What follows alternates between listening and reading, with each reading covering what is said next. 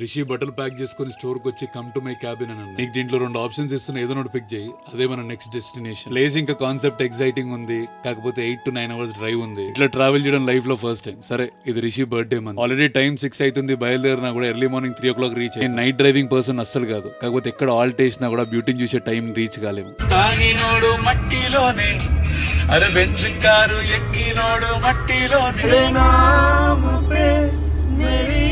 ఒక long drive ఇంత beautiful journey ఉంటదని, అండ్ ఈ జర్నీ లైఫ్ టైం గుర్తుండిపోతుందని, ఇదంతా జరిగేంత వరకు నిజంగా నాకు కూడా తెలియలేదు. ఇక మేము ఇంత దూరం ట్రావెల్ చేసింది బెంగళూరు దగ్గర ఉన్న నంది హిల్స్. ఇది almost 1500 above the sea level. నేను ఎప్పుడు ట్రావెల్ ని వేస్ట్ గానీ నేను బెంగళూరు సైడ్ వెళ్తూనే మన డెలివరీస్ ఉంటే పంపించండి, నేను టేక్ కేర్ చేస్తాను మా టీమ్ కి చెప్పిన. ఈ చల్లని బ్రీజ్, రిషితోని క్వాలిటీ టైం స్పెండ్ చేయడం నిజంగా వర్త్ అనిపించింది. బుక్క మీద ముద్దె పెట్టే చిలిపితనం.